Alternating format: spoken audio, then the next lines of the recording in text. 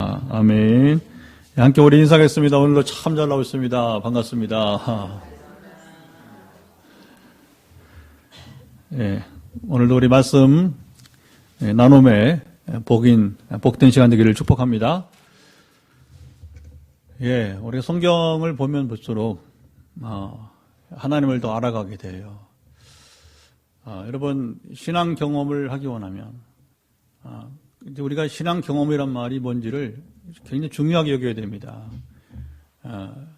그래야 우리가 종교 생활에서 벗어날 수가 있어요. 우리는 여러분 교회 생활이란 말을 쓰지만 사실은 이보다 더 좋은 말은 교회 생활이 아니라 하나님 안에 사는 삶이 되어야 됩니다. 이게 참 소중한 얘기예요. 소중한 얘기. 신앙 경험이라고 일시적인 경험이 아니고 우리 평생에 이어지는 여러분 삶의 이야기가 되어야 됩니다. 우리가 지향하는 것은 그거예요. 결국 종교 생활에 머물지 않고 살아계신 하나님과의 만남과 그분과 교제, 그리고 하나님께서 여러분 세워가시는 교회, 하나님께서 지키시고 함께 하시는 가정, 또 다음 세대까지 여러분이 이제 우리가 주신 비전대로 어쨌간에 포항 땅을 거룩하게 한 일들, 최근에도 우리가 선교지와 우리 목회지 사이에 상호 작용이 인터랙션이 있잖아요. 그렇죠? 그래서 지난주에는 우리 김일래 선교사가 와서 이곳에 영향을 주고, 때가 되면 또 우리가 지난 여러 차례 우리가 이제 해외 신학교를 중심으로 영향을 준 것처럼 또 다음 IT든지 또 다른 곳에서 또 이미 다녀온 곳에서 계속해서 순회를 하게 되는 거죠. 사도 바울도 순회 사역자였어요. 그래서 한 교회를 세우고 또 다른 교회를 세우고 그러다 다시 또 돌아와서 이렇게 세 차례 세계 전도 여행을 하면서 그는 순회 사역자가 되었습니다. 하여튼 우리가 하나님의 살아계신 신앙 경험이 없으면 우리는 이런 사역을 할 수가 없는 거예요. 그리고 오늘 우리가 사는 세상은 그렇게 호락호락하지 않다는 것입니다. 근데 그런 부분은 우리가 놓친다는 거죠. 그런 부분은 소홀히 여긴다는 것이죠. 특히 우리 삶에 가장 영향을 주는 사단의 권세 우리가 놓치거나 소홀히 여기거나 무시하거나 그래서 속수무책으로 우리가 당하는 사람들이 얼마나 많은지 몰라요. 감정으로 터치하고 여러 번 이제 스며들고 세상 여러 번 성경만들 육신의 정, 안목의 정, 이생의 자랑으로 또 스며들고 점점 하나님부터 멀어지게 한다는 것이죠. 자, 오늘 보면 우리는 이스라엘의 소위 3대 왕 가운데 하나인 이제 요시아 왕의 이야기를 나누는데 이스라엘 3대 왕은 무엇으로 판가름하느냐? 여러분 평가는 바로 2절에 나와 있습니다. 자, 2절 말씀 함께 읽도록 하겠습니다. 시작. 요시아가 여호와 보시기에 정직히 행하여 그의 조상 다윗의 모든 길로 행하고 좌우로 치우치지 아니하였더라. 이스라엘 3대 왕은 다윗, 히스기야, 요시야. 그 다음 좀 애매모호해요, 사실은. 그래서 이제 부득이 한 명을 더한다면 여호사밧이 아닐까 이렇게 생각을 해보게 되는 것이고, 그 뒤는 솔로몬을 포함해서 나머지는 조금 이제 정말 애매합니다. 더 여호사밧보다 더 애매한 인생들 이야기가 나오고 있는 거예요. 자, 여기 이스라엘을 대표하는 물론 북이스라엘 왕국에는 한 명도 없어요. 오직 유다 왕국에만, 남유다 왕국에만 있는데 그 기준이 뭐냐? 다윗의 모든 길로 행하는 것입니다. 다윗의 모든 길로 행한 사람은 바로 이스라엘 3대 왕에 들어가게 되는 거예요. 물론 만약에 누군가가 그렇게 살았다면 3대가 아니라 4대, 5대, 100대 왕도 될 수 있는 것이고 우리 인생 오늘 우리 마찬가지예요. 누가 여러분 지금 이제 한국을 대표하는 3대 그리스도인일까? 미국을 대표하는 3대 그리스도인일까? 만약 세계를 대표하는 3대 그리스도인일까? 그 기준이 뭘까요? 다윗의 모든 길로 행한 사람인가? 지금도 적용이 되는 것이죠. 다윗의 모든 길은 우리가 지금까지 사무엘서 열왕을 통해서 충분히 우리가 반복해 왔기 때문에 그거 다시 논할 필요가 없습니다.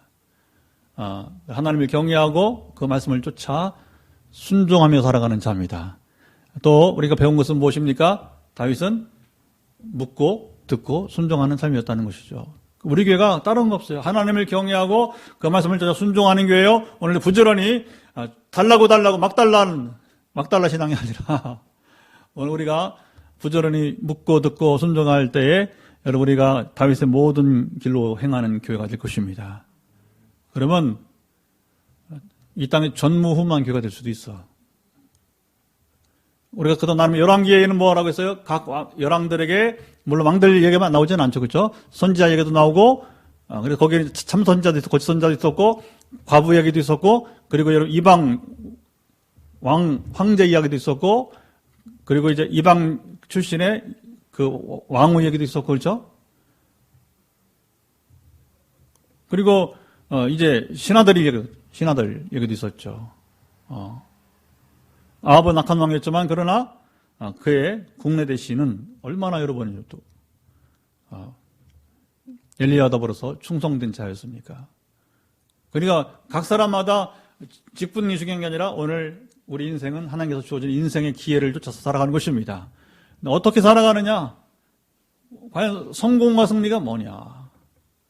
그것은 바로 2절에 있다. 그래서 그의 조상 다윗의 모든 길로 행하고 좌우로 치우치지 않는 자가 되는 것입니다. 그래서 오늘 본문 통해서 우리가 제목을 잡았는데 제가 바로 이미 예고한 대로 다윗의 모든 길로 행하자. 시작. 다윗의 모든 길로 행하자.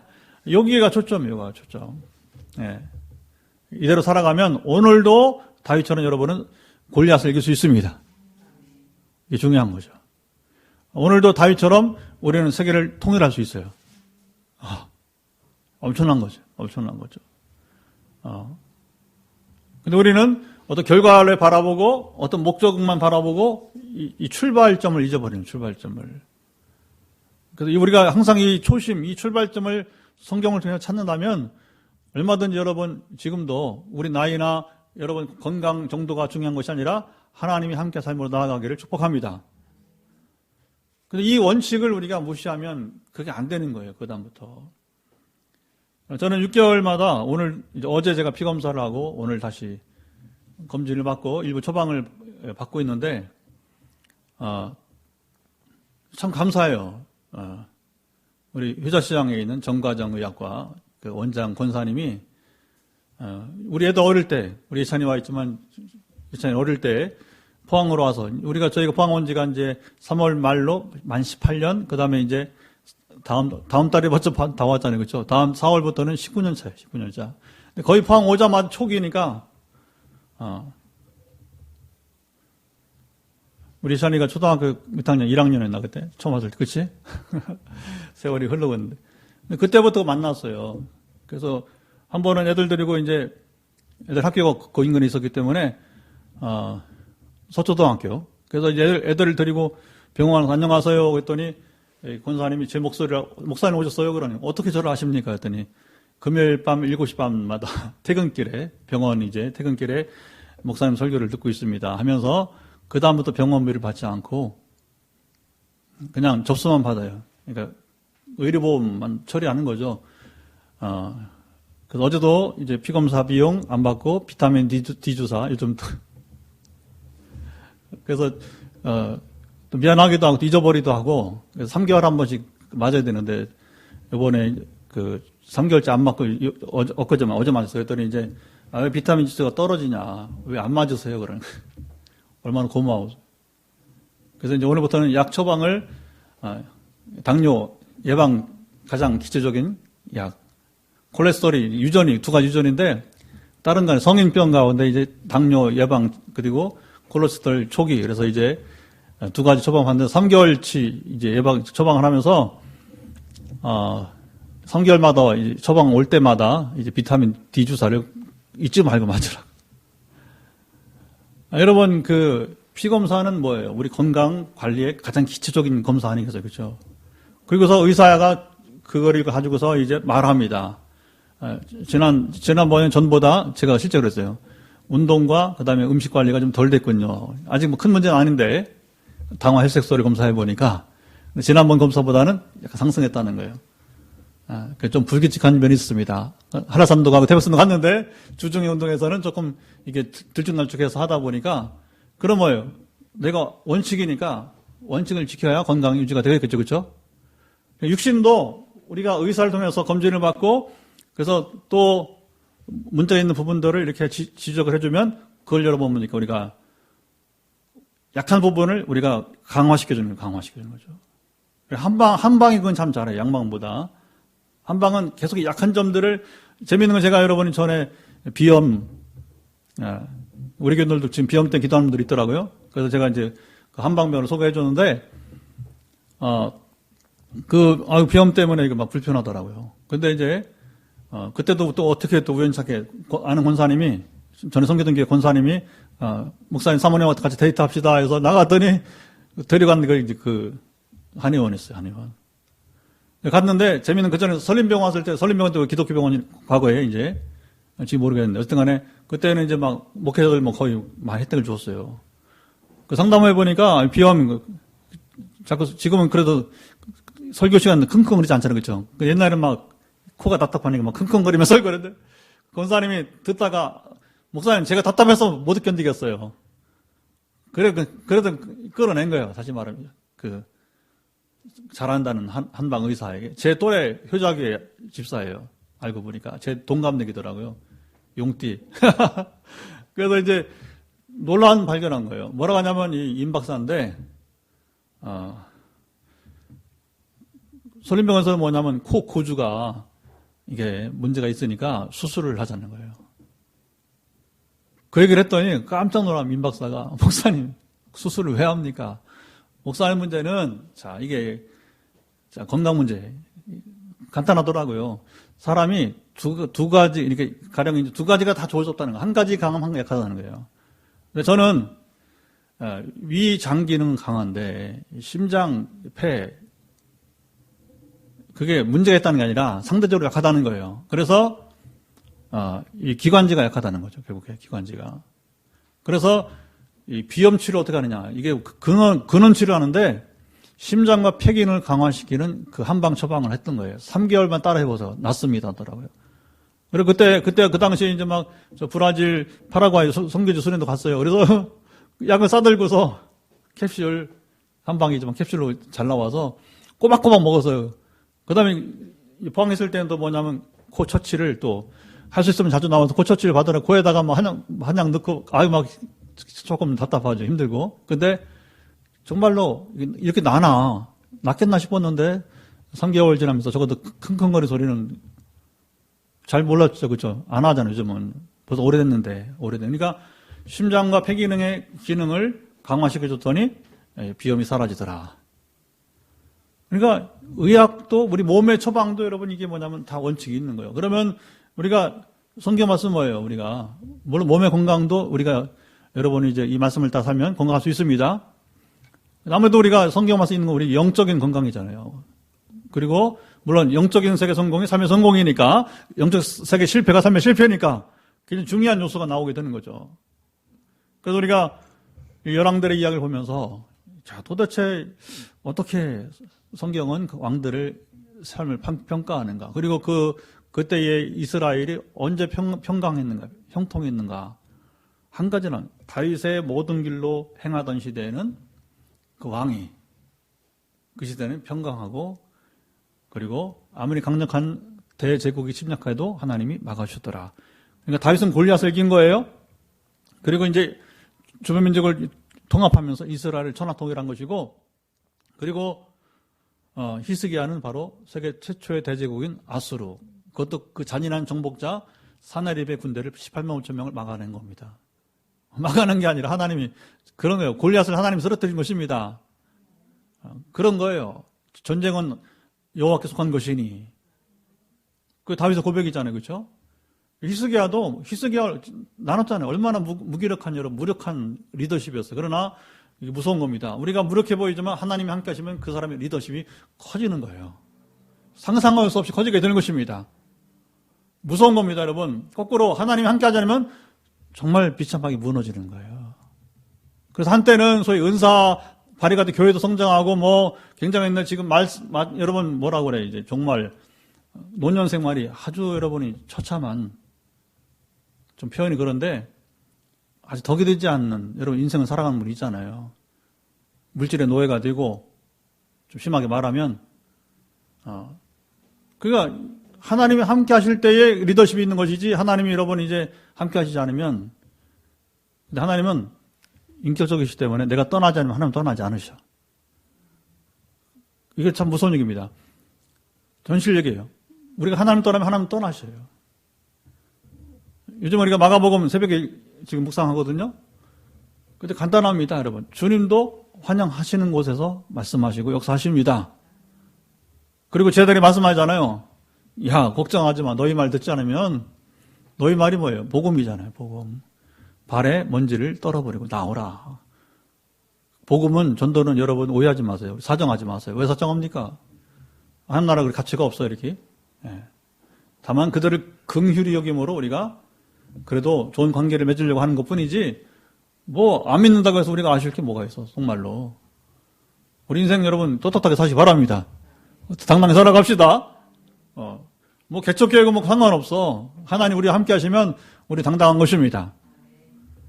오늘도 한 집사님이 다녀갔어요. 이제 여기 책 가지고 이제 좋은 책이 있다고. 그래서 이제 어쨌든 나중에 보세요. 여기 놓을 테니까. 지금 이제 지금 한동대 교수로 있는 분인데 그 지은이가. 근데 이분이 잘 와서 그 부인 권사님 우리가 기도도 했고 또 이렇게 대로 선교적 협력도 해주셨던 분인데 이분 이성적인 분이니까 마지막에 걱정이 됩니다 하고 가더라고. 우리에게 걱정이 된다고. 그러세요? 그래, 기대해 주시면 됩니다. 하고 보냈어요. 이제 왔으면 축복하고 가야지. 왜냐면 지금 뭐 사람의 눈을 봤을 때에 이게 될 일이 아니다. 그렇게 보게 되는 거죠. 그리고 그가 섬겼던 교회도 포항에서 제일 큰 교회인데 굉장히 큰 건물을 줬잖아요. 그래서 600억 빚었는데 지금 200억으로 400억 갚았대요. 어쨌든 간에 뭐 하여튼 여러분 그 사람의 말이 무슨 의미가 있겠습니까? 여러분 우리 시작은 하나님 함께 하지 않으면 시작조차 할 수 없는 것이고 지금도 우리가 그러니까 때로는 사람들이 이해 못하는 것이 있어요. 어떻게 신목사는 건축 중에도 이렇게 산행도 다니고 이렇게 여유가 있냐고. 우리 장로님하고 같이 건축한 장로님하고 우리는 같이 산행도 한다. 이 사고방식이 다른 거예요. 하나님 하시는데 당당하게 우리는 여러분 이제 할 것도 하고 그래야 건강도 우리가 지금 우리 영혼의 건강을 힘쓰는 시간이라면 육신의 건강도 힘써야 될 것입니다. 근데 뭐 요기간에는 막 확 움츠리고 뭐 신을 달랩니까 뭐 이제 종교는 그래. 종교는 신을 달래야 되기 때문에 어떤 때는 막 뭐 신에게 그런 거 아니에요. 하늘 아버지신데 뭐 그런 게 있어. 소원에 우리 선배님 목사님 아우 참 대단하다고 하면서 이렇게 이제 건축 중에도 이렇게 자유롭냐고 하면서 이제 자기는 그렇게 안 했다는 거죠. 옛날에는 그렇게 안 했다는 거죠. 하나님 하시는 것에 동참하는 것은 불과한 것입니다. 뭐 성실을 하지 말라는 건 아니고 우리가 그것 때문에 뭐 이렇게 되느니 마느니 또 이렇게 하면 안 될 텐데 그거 없어요. 그거 잘못된 신앙이죠. 하나님이 세우신다는데 여러분 뭐가 여러분 두려움이 있습니까? 당당히 나아가는 것입니다. 아멘. 그게 바로 다윗의 길로 가는 자의 축복이에요. 축복. 오늘도 얼마나 감사한지 여러분 주일날 우리가 또 광고 함께 하겠지만 또 장로님 이번에 2차 또 이제 건축 설명을 하게 될 거예요. 의자 우리 헌금하고 있잖아요. 그렇죠? 지금 오늘까지 178개 채워졌어요. 여러분들 함께 하시고 또 늘 그랬듯이 부족한 부분은 또 외부에서 채우시는데 우리 감리 맡은 우리 임장로님이 또 10개, 주장로님이 또 10개, 또 유집사님이 4개 뭐 이렇게 해서 지금 이제 또 외부 우리 하여튼 또 인간의 권사님이 또 10개 뭐 이렇게 하다 보니까 벌써 외부에서 들어온 게 상당히 채워지고 선교사님이 또 지난번에 사례비 줬더니 이건 의자값으로 헌금하는 거 싫습니다. 3개 뭐 이런 식으로 이게 그 다음에 프라임 건설 우리 또 장로님이 또 이렇게 빚 내리기가 우리가 실제 기도하잖아요. 프라임 건설 광고도 내고 그러니까 빚 내리기가 기도하니까 프라임 건설 당신 말이야 여기 건축하는 동안에 당신 회사가 최근에 40억짜리 또 입찰됐다고 하더라고요. 계속해서 그래서 지금은 4,500억 연간 4,500억 정도 지금 이제 입찰이 되고 있다는 겁니다. 할렐루야. 그 예수 믿으라고 전도하는 건데 거기서도 3개. 그러니까 자 보세요. 뭘 두려워할 하나님의 계획이 있으면 우리는 그냥 우리가 할 일 다윗처럼 우리가 그 길을 가면 돼요. 나머지 따라온 것입니다. 근데 이게 제가 길게 지금 서론을 얘기하잖아요. 그래서 의학도 다 원칙이 있는 것이고, 육신의 건강을 지키는 원칙이 있는 것이, 영적 생활도 원칙이 있다는 거예요. 그래서 오늘 이 말씀을 통해서 요시야가 어떻게 그럼 다윗의 모든 길로 행했는지 우리가 살펴보게 되는 것입니다. 시작은 3, 4, 5절은 무슨 얘기가 나옵니까? 자, 여호와의 성전에 보내며 거기서 이제 은을 이제 수납한 계산을 해서 5절을 읽어. 5절 시작. 여호와의 성전을 맡은 감독자의 손에 넘겨 그들이 여호와의 성전에 있는 작업자에게 주어 성전에 부서진 것을 수리하게 하되. 자, 요시야는 1절 보게 되면 몇 살에 왕위에 올랐어요? 8살에. 왜 그래요? 앞에 왕 선왕의 아버지 아몬이 거기 일찍 죽었어요, 일찍. 그래서 아버지가, 24살에 죽었어. 몇 살에 낳은 거예요, 아버지가, 요시야를? 16살에 낳았어요, 16살에. 그러니까 결국에는 8살 왕이 어떻게 통치를 하겠어요, 그렇죠? 그런데 어떤 간에 아버지나 할아버지와 다르게 자신의 증조 할아버지 히스기야처럼 놀랍게도 이 어린 요시야 왕이 하나님을 경외하게 되었다는 거예요. 참 놀라운 겁니다. 정말 저는 이건 정말 타고난 복이다. 타고난 복이라는 게 뭐냐면 하나님이 주신 은혜라고 하는 것입니다. 그래서 사실은 우리가 예정론 이렇게 얘기하면 감리교는 뭐냐면 자유의지를 말하거든요. 근데 사실은 여러분 예정론과 자유의지는 별개가 아니라 하나예요. 인생의 종말, 결과를 봤을 때는, 하나님 내 인생을 이렇게 예정해서 되게 믿음을 주시고, 그때 나를 구원하시고, 그리고 나를 사랑한, 나를 성숙함에 이르게 하시고, 그리고 놀랍게 사용하셨다. 아멘. 이게 예정론이에요. 그러나 자유주의는 뭡니까? 그때 내가 거부할 수 있는 거예요. 자, 그럼 자보세요. 한 번 거부할 수 있죠, 그렇죠? 하나님 또 기회를 주셔요. 세상 말로도 인생에 몇 번 기회가 온다? 서너 차례는 온다. 근데 하나님께서 구원에게도 결코 한 번만 주지 않아요.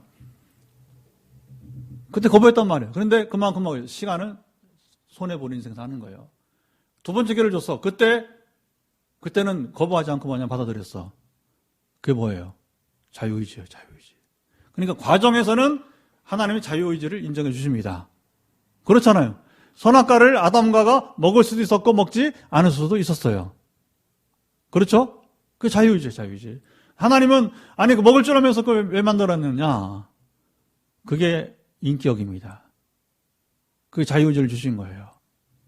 자, 보세요. 만약에 그런 선택권이 없다면 사람은 인격을 상실하는 거예요. 그리고 노예에 불과한 겁니다. 기계에 불과한 것입니다. 그러니까 저는 이 부분을 생각할 때마다 하나님이 얼마나 위대하신 분인가, 얼마나 광대하신 분인가, 여호와는 정말 위대하신 분이십니다. 쫀쫀한 분이 아니라는 거예요.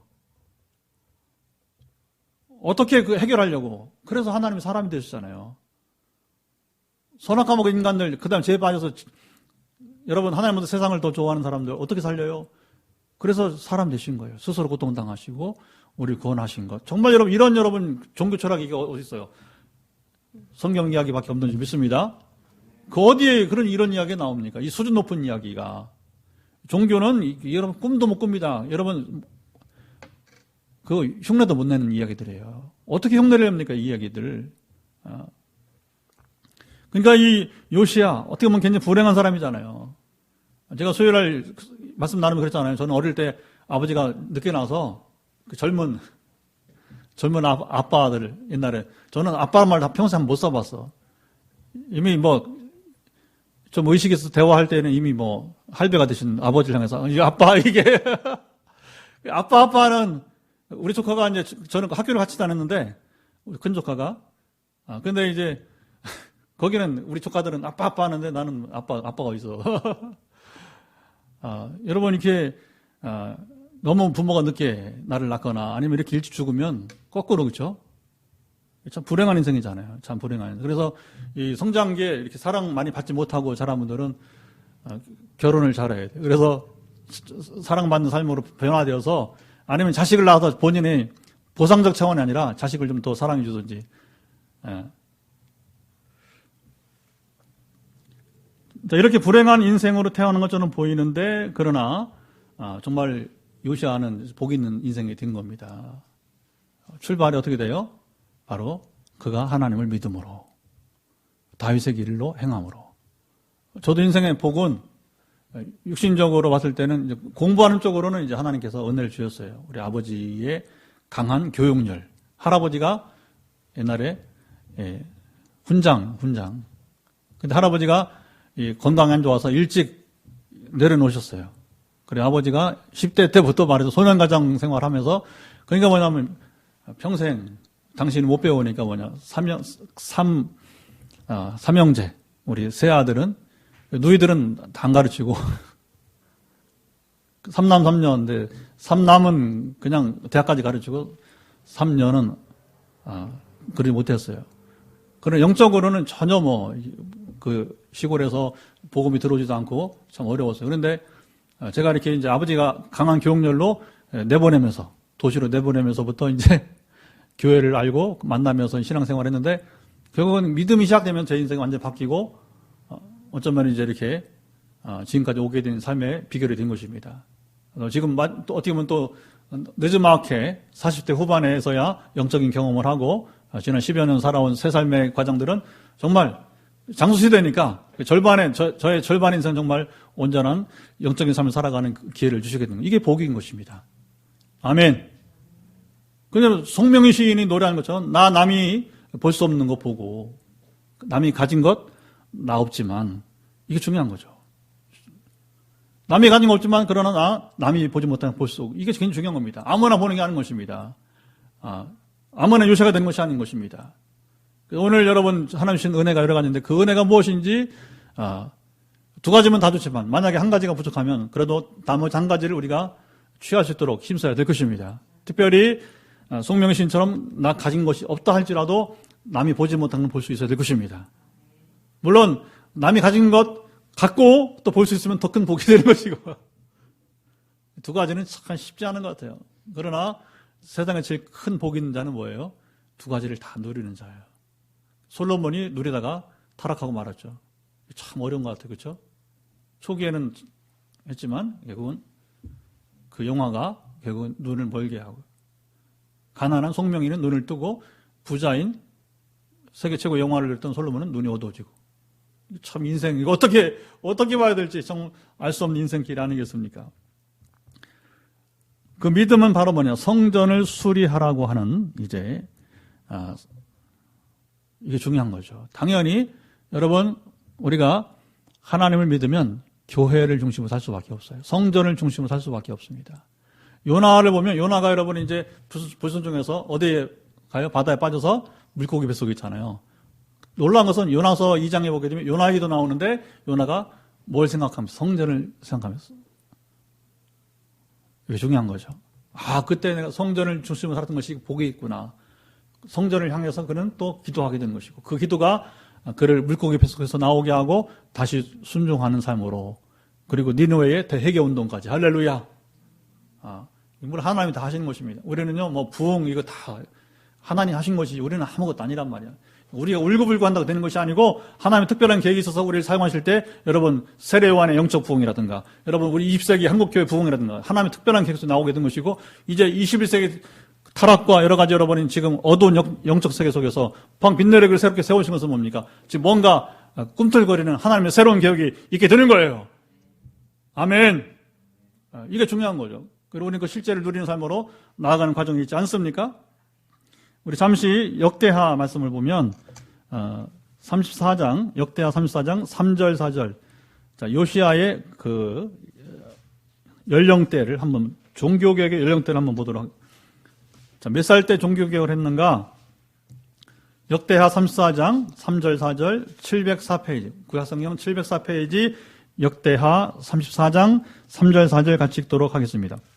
읽습니다. 아직도 어렸을 때 곧 왕위에 있은 지 8년에 그의 조상 다윗의 하나님을 비로소 찾고 제12년에 유다와 예루살렘을 비로소 정결하게 하여 그 산당들과 아세라 목생들과 아로새긴 우상들과 부엄한 우상들을 제거하여 버리매 무리가 왕 앞에서 바알의 제단들을 헐었으며 왕이 또 그 제단 위에 높이 달린 태양상들을 찍고 또 아세라 목상들과 아로새긴 우상들과 부엄한 우상들을 빻아 가루를 만들어 제사하던 자들의 무덤에 뿌리고.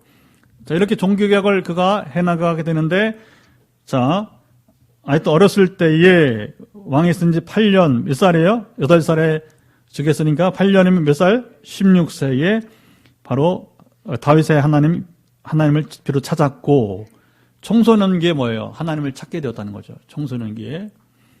그러니까 지난 8년 동안은 아직 어리고, 뭘 분별하지 못한 때요. 그러나 분별할 때부터 그 하나님을 찾았다. 그래서 청소년기가 굉장히 중요합니다. 저도 청소년기에 하나님 만나고, 부름 받았고, 소명을 받았고, 지금까지 한 번도 좌로 우로 요시아처럼 보지 않고, 앞만 보고, 부름을 따라 지금까지 달려온 인생이었습니다. 말하자면 요시아 인생은 그렇게 살아왔다고 하는 거죠. 그리고 제 12년은 몇 살이에요, 이제? 20살. 그래서 유다와 예루살렘, 먼저 근거리, 왕궁 근거리에 있는 바로 이제 예루살렘과 유다의 바로 이제 우상들을 부수게 되는 거예요. 점차 해서 한 5, 6년 이내에 이제 전국적으로 요시아가 사절에 나와 있는 이제 바대로 바알 제단들을 헐고 아세라 목상들을 또 이제 빻아서 과를 만들어 제사하던 자들의 무덤에 뿌리고 하면서 이제 대대적 종교개혁을 이제 확장해 갔던 것을 보게 됩니다. 그 와중에 뭐예요? 성전 수리를 명하게 되었다고 하는 겁니다. 자, 여러분, 성전이 제 기능을 해야 이스라엘이 되는 거예요. 성전은 뭐 하는 곳입니까? 제사하는 곳. 제사가 있어야 이스라엘 죄가 사함받는 것입니다. 하나님의 저주가 내리지 않습니다. 그런데 제사가 없으면 어떻게 돼요? 이스라엘 죄를 속하지 못하니까 하나님의 진노, 저주를 떠날 수 없는 것입니다. 그래 망하는 거예요. 오늘 대한민국에는 여러분 이제 하나님 연락하시는 예배는 있어요. 예배는. 문제는 예배는 있는데 대한민국의 각 교회 예배는 있는데 무엇입니까? 하나님이 연락하신 예배가 되어야 됩니다. 하나님이 기뻐하셔서 산 제사가 되어야 됩니다. 주일 예배만 아니라 주중 생활에서 우리가 자기 중요하잖아요. 너희가 제물을 가지고 제사로 오다가 누군가 화해해야 될 사람이 생각나거든 어떡하라? 돌아가라. 이게 아벨의 제사예요. 가인은 돌아가지 않은 거예요. 가인은 악을 해결하지 못했어요. 악을 다스리라고 하잖아요. 가인의 제사가 열받지 못한 건 뭐예요? 악을 다스리지 못한 거예요. 여러분, 그게 피해 제사가 아니었기 때문에 이런 성경 해석은 좀 우리가 좀 벗어나자고요. 하나님이 옛날에 그랬어요. 피해 제사를 드리지 않았기 때문에, 곡물 제사를 드렸기 때문에 그게 불순종이다. 이렇게 나오는데, 그러나 성경은 그 얘기는 하나요. 성경대로 해석을 해야 돼요. 창세기 4장 보면 악을 다스리지 못했다는 거예요. 그리고 거짓말하고 동생 죽이고 그 악의 결과 뭐예요? 동생 죽이고 거짓말하고 내가 아벨을 지키는 자니까. 여러분 형이 동생을 지켜야지. 그렇잖아요. 아벨을 지키는 자가 돼야지. 아비가 자식을 지켜야지. 또 자식도 부모가 늙으면 부모를 지켜줘야지. 서로가. 어릴 때는 부모가, 장성에서는 자녀가 부모를 돌봐야 되는 거. 아멘? 그게 선한 거예요. 아주 여러분 일상적인 것입니다. 성전을 중심으로 사는 게 참 중요합니다. 성전을 중심으로 산다는 것은 무엇입니까? 형식적인 예배가 아니라 하나님을 경외한다는 겁니다. 말씀을 따라 여러분 말씀을 듣기 원하고 그리고 말씀을 들을 게 중요해요. 성전의 가장 제사인데 또 그중에 뭐냐면 우리가 성경 말씀을 들어야 돼요. 말씀을 들어야 돼요. 아멘. 여기 보면 성전 수리하다가 뭘 발견했어요? 8절 읽어보죠. 8절 대제사장 힐기야가 서기관 사반에게 이르되 내가 여호와의 성전에서 율법책을 발견하노라 하고 힐기야가 그 책을 사반에게 주니 사반이 뭘 발견했어요? 율법책을 발견했어요. 여러분 성전 수리를 하다 보니까 보너스를 발견했습니다. 뭐예요? 율법책을 발견하게 된 거예요. 지금은 이해가 안 가죠. 아이고 성경이 얼마나 많은데 심지어 불신자 가정에도 성경이 없는 집이 거의 없지, 그렇죠? 지금은 인쇄술이 발달했으니까 싸니까 인쇄비가. 옛날에 여러분 인쇄가 어디서 뭘 넣어야 돼요? 다 손으로 쓴 거란 말이에요. 근데 이 많은 여러분 이제 이 시대에는 주로 책이 뭐냐면 모세오경, 가령 이제, 아니면 이제 여호수아 사사기 앞 시절 이야기가 있었겠죠. 그래서 사무엘까지 이 시대는 있겠네요. 어떤 간에, 가령 이제. 그러면 기록되어 온 성경이 두루마리로 되어 있는데 이걸 누가 소유해? 관리가 안 되면 심지어 선지자나 제사장들도 이 성경을 읽지 못하는 시대였다는 거죠. 그러니까 감춰져 있는 거예요. 잠겨져 있는 클로서, 열쇠로 잠그는. 실제로 종교경 이전에는 뭐냐면 성경이 비싸니까 어떻게 하느냐? 교회에 이렇게 자물쇠를 잠궜어요. 그리고 누가만 봐요? 신부님만 보는 책이었어요. 종교개혁 이후에 종교개혁이 가능했던 뭐예요? 구텐베르크의 여러분 유명한 서구 세계에 우리나라에 뭐 직시신경이 뭐 더 빠르다. 우리는 성경 없었으니까 당시에는. 그런 당시에 이제 성경과 그 기독교 출판에 있어서 결정력이 뭐냐면 바로 인쇄술이 발전한 거예요. 그래서 이제는 더 이상 성경이 교회에다가 이렇게 사슬로 묶어놓는 열쇠로 잠그는 책이 아니라, 그러니까 여러분 이게 굉장히 우리는 좋은 시대에 살고 있는 것입니다. 그리고 종교개혁 이후에도 첫째는 성경책을 읽을 수 있는 사람이 문명이 많다 보니까, 우리도 그렇잖아요. 사실은요. 문명이 언제 사라진 거예요. 그렇죠? 불과 100년 이내입니다. 사실은 거의 문명이. 그 있어도 못 보는 거란 말이에요. 그러니까 오늘 우리가 이 성경을 직접 읽고 눈으로 본다면 얼마나 복이 있는지, 여러분. 이 시대에는 왕조차도 성경 없었다는 게 아닌가요? 그렇죠? 그런데 성전 수료다 보니까 그동안에 왕들이 우상숭배하고 팽개쳐버린 것, 특별히 히스기야 이후에 므낫세, 여러분 이제 아몬, 히스기야의 여러분 아들, 손자가 그냥 막 방치해놓고 우상숭배하고 그러니까 먼저 성경은 뒷전에 없으니까 파묻혀 있던 거예요. 그나마 파묻혀 있던 게 없어지지 않는 게 참 다행인데. 자, 문제는 성경을 여러분 발견한다고, 읽는다고 다 합니까? 자, 10절, 11절 읽어보도록 하죠. 10절, 11절. 또 서기관 사반이 왕에게 말하여 이르되 제사장 힐기야가 내게 책을 주더이다 하고 사반이 왕 앞에서 읽음에 왕 율법책의 말을 듣자 곧 그의 옷을 찢으니라. 여러분, 말씀을 듣는 자가 복이 있는 게 아니라 듣고 깨닫고 회개하는 자가 복이 있습니다. 그게 바로 우리가 처음에 기도한, 성경 읽기 전에 오늘 기도한 하나님 말씀은 여러분 히브리 4장 12절처럼 살아 운동력이 있는 것입니다. 우리 관절과 골소를 쪼개기까지 하는 것입니다. 그게 뭐야? 들었을 때에 내가 무엇을 해야 될지를 깨닫게 되는 거예요. 그래서 우리 김근혜 성도님과 같이 성경 읽기 하면서 마지막에 이제 나눠요.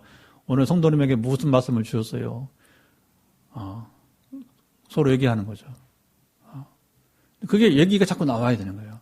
읽기만 하면 안 되는 것입니다. 오늘 성경을 10장 읽었는데, 보통 10장, 11장 이렇게 읽어요. 근데 바쁘면 좀 줄기도 하고, 뭐 분량 중요한 건 아니니까. 근데 어쨌든 읽기만 하는 게 아니라 읽으면서 오늘 내가 준 의미가 내가 준 말씀이 뭐냐는 거죠. 말씀 그대로 뭘 내게 교훈하느냐, 뭘 내가 삶에 수정을 하고, 시정하라고 하는지, 무엇을 격려해 주는지, 다양하잖아요. 그렇죠? 내 얘기가 아니고 옛날 우리 조상들의 이야기지만, 그러니까 여기 요시야도 중요한 것은 뭐냐면 성경을 발견한, 그게 유물이 아니란 말입니다. 성경은 읽혀져야 되는 거예요. 들어야 되는 것입니다. 들으면 내가 반응을 나타내야 되는 것입니다. 그때 복음의 능력을 경험하는 거예요. 그냥 읽기만 하면 괜찮네, 아멘. 우리 유교적인 여러분 경전으로 성경 읽으면 안 되는 겁니다. 좋다. 여러분, 그런 표현보다 더 중요한 건 뭐냐면 우리가 실제로 경험하고 변화되어 가는 것입니다. 새롭게 되는 것입니다. 그래야 하나님 나라가 이 땅과 임하는 것입니다. 안 그러면 뭐냐? 종교 클럽으로, 종교 클럽. 교회라고 하는 클럽. 굉장한 얘기. 나중에 또 이런 얘기도 좀 더 나눠보기로 하고요. 어떤 요시아가 다윗의 모든 길로 행했다는 건 뭐예요? 바로 성경을 그는 들었다는 것이고. 자, 보세요. 다윗이 하나님께 묻고 듣고 순종했다. 하나님의 말씀을 들었다는 거예요, 다윗이. 근데 여기 요시아는 성경을 통해서 하나님의 말씀을 들었다는 얘기입니다.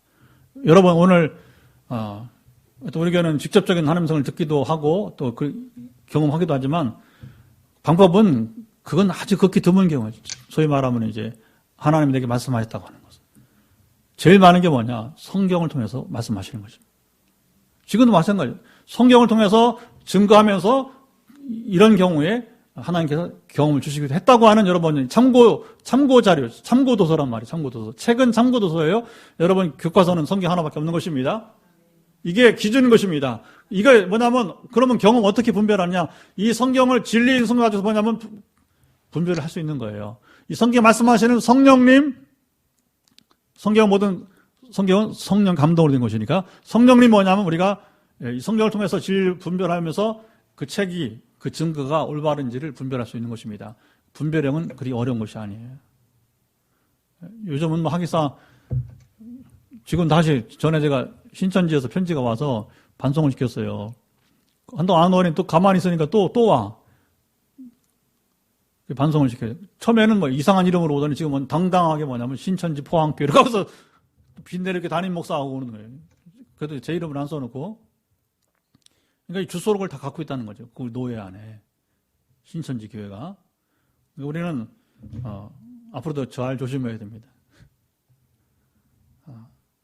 이단의 침투를 조심해야 됩니다. 근데 뭐 어렵지는 않아요. 염려하지 마세요. 우리 교회에 오면 버티기 힘들 겁니다. 이단들이. 자신감 가지세요. 그러나 분별해야 되고, 또 분별 어렵지 않고, 걱정하지 마세요. 왜냐하면 우리는 사탄의 권세를 여러분 물리치는 교회니까. 사탄의 권세 신음한 자들을 건지는 교회니까. 국내에서.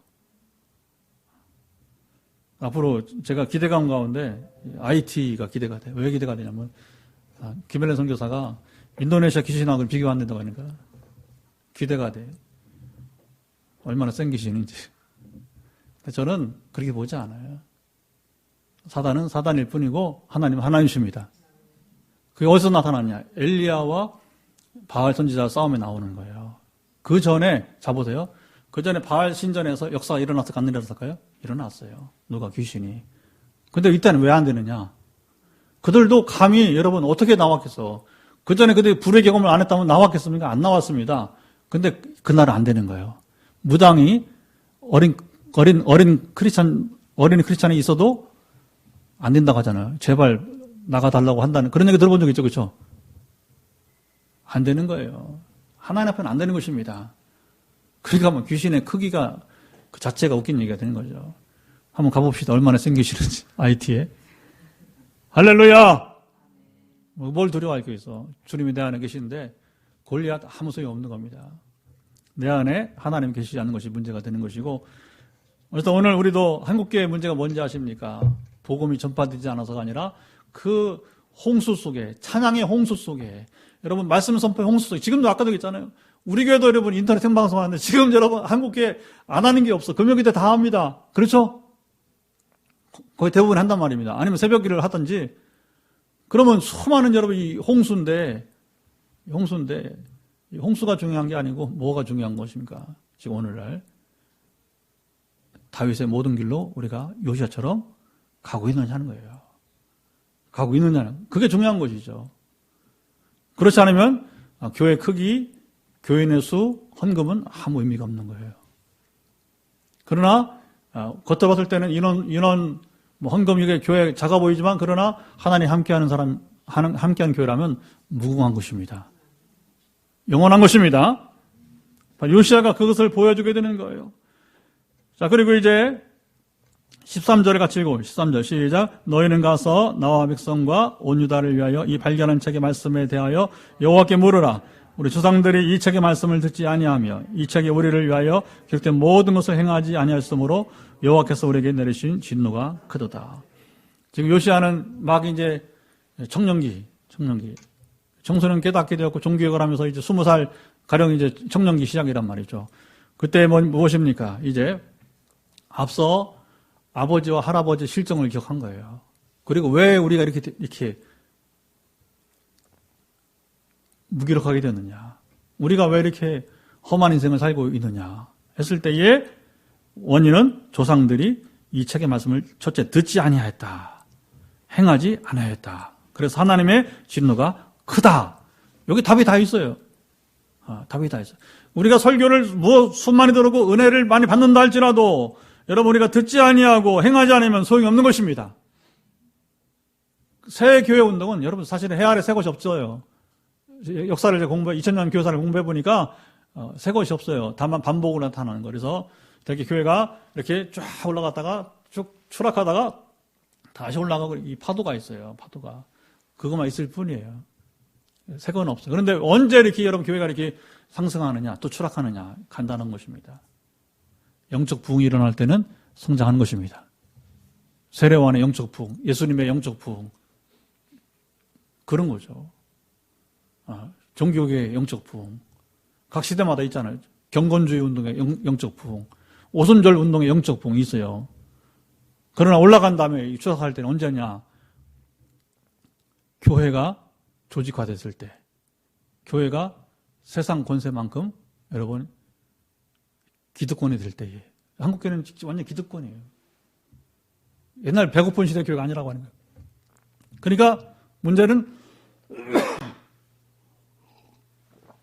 한국교회가 배가 고프지 않으니까 어떻게 해요? 배부른 자의 편에 있다는 거예요. 배부른 자의 편에. 가난한 자를 소외해. 근로자들을 소외해. 그러니까 세상에 빛이 되지 못해요. 그들을 품지 못해요. 그래 가진 자 편에 서서 정권을 비호하고 되게 그렇게 왔습니다. 그동안에. 그러니까 그렇잖아요. 여러분 목사님들 자체가 웬만하면 다 상류층 생활을 누리고 그러니까 그 배를 지켜야 되니까 점점 본질을 떠나는 삶을 살게 하는 거예요. 말씀을 듣고 여러분 지금 제가 아는 설교들을 우리 목회자 나눔에서 가지면요 침묵합니다. 제가 지금 무슨 얘기 하는 거예요? 다는 아니지만 대체로 그래. 거의 그래. 거의. 우리 노예하는 더 그래. 더 그래. 영적인 대화를 할 수가 없어. 되질 않아. 이게 슬픔이라는 거예요. 타락시대라는 거예요. 타락시대. 내가 의인이라는 게 아니라 우리가 영적으로 이 타락시대에 살고 있다는 거예요. 그러니까 우리는 이 13절 말씀에 답이 있는 겁니다. 어떤 게 영적 부흥이에요? 말씀을 들을 때에 여러분이 행하는 자가 되는 것입니다. 그럼 진노가 떠나게 될 것입니다. 코로나가 떠나게 될 것입니다.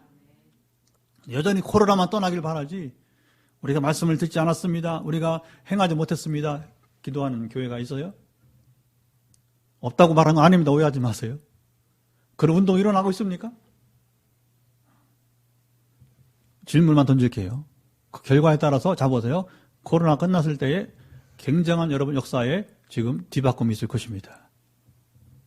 뒤바꿈이 있을 것입니다. 우리 장로님 오셔서 말씀하셔서 이 거룩한 흐름, 이게 거룩한 흐름이야. 거룩한 흐름에 잘 동성하시기 바랍니다. 자, 그 다음에 이제 이 말씀을 요시아는 뭐냐? 풀어달라고 선지자를 청하는 것입니다. 이게 참 중요한 겁니다. 성경을 우리가 읽긴 읽는데 잘 모르겠어요. 그러면 어떻게 해요? 주요종을 불러야 되는 겁니다. 자, 이번 주일부터 우리가 다시 제자반 양급반 시작합니다. 여러분 한번 수료해도 가능하면 또 오세요. 우리 김육사님처럼. 왜냐하면 한 번 되는 게 아니에요. 반복해야 되는 거예요. 우리는 늘 말씀으로 살아야 될 것입니다. 훈련으로 제자가 되는 것입니다. 그때에 여선지자 훌다가 여기서 이 문제를 풀어줘요. 자, 이게 또 의미가 있습니다. 물론 우리가 이제 사사 가운데도 여자 사사가 있었죠, 그렇죠? 누구? 드보라. 선지자 가운데 거의 없어요. 그런데 참 하나님은요 비켜가질 않아요. 비켜가질 않아요. 하나님 쓰신 데는 여성도 관계 없습니다. 왕이 인준하는 거, 왕이 이 문제를 풀 사람은 훌다 선지자밖에 없다는 거예요. 지금 이때에는 IT에 이번 선교사님 지난번에 한 2, 3일 같이 교제하다 보니까 제가 궁금해요. 어떻게 해서 하나님이 김엘렌 선교사를 UN 스텝을 그 UN 그 직장을 그만두고 불렀을까 했을 때 일꾼이 없으니까 부른 거예요. 그리고 사도 바울처럼 방향만 턴하면 정말 기가 막히게 쓰임 받을 수 있는, 왜냐하면 그 전 경험이 정치했다가 정치, 그죠? 이해창 씨 밑에서 그거 해도 보니까 그분 표현에 의하면 아주 큰 어른들 밑에서 이렇게. 그런데 그냥 보좌관이 아니라 여성 정책 분야에 상당히 활동을 했어요. 그래서 그 경험 때문에 뭐냐면 유엔 매니지먼트, 유엔에 여러분 그냥 견습사원으로 간 게 아니라 중간 관리로 가는, 중간 간부로 간 거예요, 간부로. 그러니까 인생의 모든 경험 잡아서 사도 바울도 바울이 그냥 바울이 된 게 아니란 말이죠. 그가 지내온 삶의 이야기가 있는 거예요. 그 커리어가 있는 겁니다. 김헬렌의 커리어가 뭐냐? IT에서 또 IT 직접 유엔 직원으로 또 부활동도 해봤고, 그러니까 방향을 딱 바꿔준 거예요. 그래서 일반 목사님들 못하는, 선교사 못하는 것들. 그러니까 처음에는 네가 선교사야 하면서 비웃다 하잖아요. 그렇죠? 지금은 많이 달라진 것 같아요. 이제는 10년 지나면서. 하나님이 각 시대 각 상황에 따라 인물을 세우십니다. 그래서 우리 교회는 앞으로 그럴 거예요. 오늘 이렇게도 그런 면이 있지만 인물이면 여러분 교단 교파와 관계 없습니다. 그래서 검증된 인물이라면 여러분 평신도고 교역자고 우리 교단 교파 관계없이 함께 등용하는 것입니다. 함께 교제가 일어나게 되는 것입니다. 이미 제가 10번째 선교지 선행사를 할 때 하나님이 처음으로 뭐냐면 교단을 넘어서 선교지에 우리 통합 측, 예장 통합 측 선교사만 아니라 이제 넘어갔어요. 백석 대신, 그 다음에 또 어쨌든 간에 서울에 또 한 교단. 그래서 이제 이렇게 해서, 넘어갔어요, 이미. 그러니까 앞으로도 마찬가지입니다. 그 김현래 선교사가 뭐 교파가 어디 있어요. 그러니까 거꾸로 신학을 시켜서 지금 고든 코넬이라고 하는 미국의 아주 보수적인 건전한 신학교가 있어요. 거기에 지금 신학을 해서 결국은 안수를 받아야 돼요. 왜냐하면 선교사 한기가 생기니까 급하니까 먼저 시키고 그다음 거꾸로 신학을 시켜서 지금 해나가는 일꾼으로 세우는 거예요. 훌다도 좀 그 시대에 준비된 일꾼인데, 자, 훌다가 말합니다. 16절, 17절, 시작. 여호와의 말씀이 내가 이곳과 그 주민에게 재앙을 내리되 유다 왕이 읽은 책의 모든 말대로 하리니 이는 내 백성이 나를 버리고 다른 신에게 분향하며 그들의 손의 모든 행위로 나를 경노하게 하였습니다. 그러면 내가 이곳을 향하여 내린 진노가 꺼지지 아니하려 하셨느니라. 자, 답은 하나입니다. 하나님의 말씀을 따라 너희 아버지, 할아버지가 순종하지 않았기 때문에 내가 이 나라에 재앙을 내린 것이다. 답을 준 거죠. 그러면 요시아가 할 일이 뻔한 거야. 뭐 해야겠어요, 그러면요? 19절 읽어보죠. 내가 이곳과 그 주민에게 대하여 빈터가 되고 저주가 되리 한 말을 네가 듣고 마음이 부드러워져서 여호와 내 앞에서 겸비하여 옷을 찢고 통곡하였으므로 나도 내 말을 들었노라. 여호와가 말하였느니라. 자, 여선자 훌다가 답까지 줍니다. 요시아가 어떤 자세를 취했는지, 그리고 요시아의 자세를 보고 너의 때에는 재앙을 내리지 않을 것이다. 자, 이것입니다. 여러분, 성경은 부모의 죄 때문에 자녀를 심판하지 않습니다. 이게 중요한 거예요. 자녀의 죄 때문에 부모를 심판하지 않습니다. 자기 죄 때문에 심판만 받습니다. 그래서 철저하게 하나님은 과거에 무슨 죄라 가지고 연자죄, 그렇죠? 없어요. 하나님 그런 분, 하나님 정확하게 공의와 정의하는, 절대로 여러분 그런 분이 아니신 것입니다. 그러니까 여기 중요한 건 무엇입니까? 요시아가 이스라엘 3대 왕이 되었기 때문에 다윗의 모든 길로 행하였기 때문에 그 하나님이 아신다는 겁니다. 그래서 여기 보면 나도 내 말을 들었노라. 이게 중요합니다. 나도 내 말을 들었노라. 하나님은 우리의 말을 들으십니다. 우리가 무슨 말 하는가 다 들으시는 거예요. 하나님 원망하거나 여러분 안 됩니다. 절대 피해야 됩니다. 사람 사이 감정 상할 수 있어요. 물론 그것도 안 좋지만 그러나 절대로 하나님과 여러분 관계에서는 실수하면 안 돼. 우리가 하는 거룩하신 분입니다. 우리가 그렇게 막 대할 수 있는 분이 아니야. 우리 생각대로 우리가 생각하고 우리가 여러분 판단하고 우리가 여러분 행할 수 있는 분이 절대 아니란 말입니다. 큰일 납니다. 그런 분이 아니에요. 그러니까 여기서 그런 분이 아님을 믿고 내가 언어를 조심하고 여러분 순종하는 자가 뭐예요? 바로 하나님께서 내 말을 들었다는 것입니다. 여러분 듣기만 하십니까? 보지 않으시면 보신다는 거예요. 보시고 들으십니다. 다 하신다는 것입니다. 그러니까 우리 자세가 오늘 내 삶의 지금 자세가 중요한 거예요. 그래서 그 자세를 보고서 우리의 삶이 전혀 다르게 되는 줄 믿습니다. 그 결론이 무엇입니까? 20절 마지막 읽어보죠. 그러므로 보라 내가 너로 너의 조상들에게 돌아가서 평안히 묘실로 들어가게 하리니 내가 이곳에 내리는 모든 장을 내 눈이 보지 못하리라 하셨느니라 하니 사들이 왕에게 보고하느니라. 참 이런 말씀은 참 기분 좋아요. 전하는 사람도 기분이 좋았을 거예요. 그렇죠? 기왕이면 축복을 전하는 게 좋지 않습니까? 그렇죠? 근데 거짓 예언자가 왜 거짓 예언을 하느냐? 차마 못 전하니까 거짓 예언을 하는 거예요. 그러니까 하나님 뭐라고요? 너는 왜 내가 하지 않은 말을 했느냐? 거짓 예언자야 하면서 이제 혼나는 거예요. 혼나는 거예요. 그래서 성경은 이걸 분명히 드러내주고 있습니다. 여러분, 거짓 예언자가 나를 향해서 평강을 선포하면 너 죽으라는 얘기입니다. 너 지옥에 가라는 얘기입니다. 거꾸로 내게 여러분 변화의 소지를 주고서 변화를 촉구한다면 정말 내 영혼을 사랑하는 사람이 되는 것입니다. 자, 이제 기도하겠습니다. 하나님, 오늘도 우리가 요시야에게는 아직 끝나지 않았습니다. 앞으로 더 우리가 이제 23장에 또 우리가 보게 될 텐데, 시간에 따라서 한두 번 나눠서 더 볼 수도 있습니다. 23장을. 어쨌든 성경이 말하는 우리 인생의 평가는 다윗의 모든 길로 우리가 갔느냐 가지 않느냐. 다윗처럼 하나님을 경외하고 오늘도 부지런히 묻고 듣고 순종했느냐. 이게 결과인데 중요한데 우리 인생의 여러분 판국은 그렇게 나는 것입니다. 오늘도 하나님을 경외하게 하옵소서. 다윗처럼 묻고 듣고 순종하게 하옵소서. 여러분 듣기만 하면 안 됩니다. 우리가 순종해야 될 것입니다. 행하는 자가 되어야 될 것입니다. 기도합니다. 하나님 아버지 감사합니다. 오늘도 말씀을 따라 우리가 참으로 이제 기도합니다. 우리가 말씀을 듣기만 하지 않고 요시야처럼 아버지 참으로 듣고 행하는 자, 순종하는 자가 되기를 원합니다. 이것이 바로 주님 참으로 이제 요시야가 과연 아버지 참으로 이제 다윗의